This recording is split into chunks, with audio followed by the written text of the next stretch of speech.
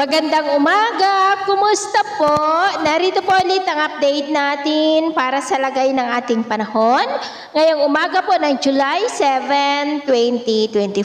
Sa ngayon po ay lalo pa na lumakas ang bagyong si Bising at nandito na po muli sa loob ng ating area of responsibility. Pero nasa vicinity na po ng Taiwan na taglay ang lakas ng hangin na umaabot po sa 150 kilometers per hour. At mamaya-maya po ay posible rin na lalabas na yan dito sa ating area of responsibility.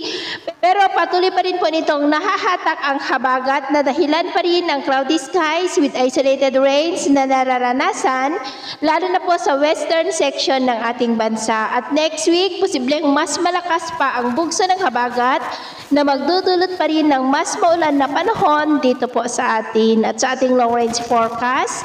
Maliban po sa habagat ay wala naman pong bagyo na namamataan na tatawid dito sa ating kalupaan for the next 2 weeks.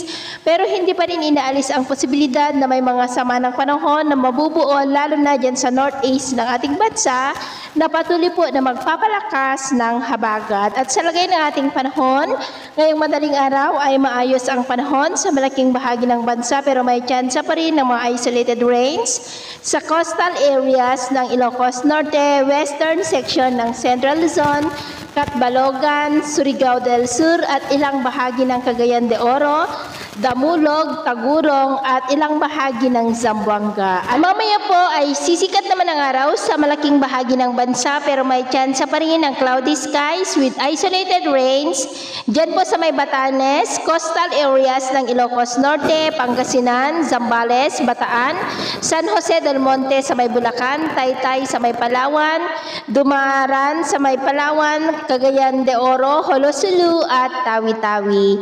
At mamayang hapon, mas maraming lugar ulit ang makakaranas ng mas maulap na kalangitan with isolated rains, lalo na po silang bahagi ng Pangasinan, Palawan, Leyte, Ilocos Region, Cordillera, Silangan ng Cagayan, ilang bahagi po ng Central Luzon, lalo na po sa may western section. Kaya kung lalabas po tayo sa ating mga tahanan, ugaliin po natin lagi ang magdala ng kahit anong panangga natin sa init ng araw at proteksyon na rin po sa mga biglaang buhos ng ulan. Sa atin naman po mga baybayin, iwasan na po muna natin ang papalaot, lalo na po sa mga baybayin ng Batanes, Calayan Seaboard, at maging po sa mga baybayin ng Ilocos Region dahil ang mga alon dyan ay posible po na aabot hanggang po sa 1.8 to 3 meters height.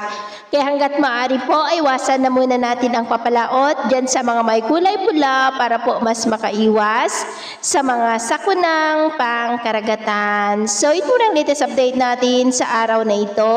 At ako po muli si James na nagsasabing sa kahit na pagsubok po na darating sa ating buhay, wag na wag po tayong mawawalan ng pag-asa. Thank you and God bless!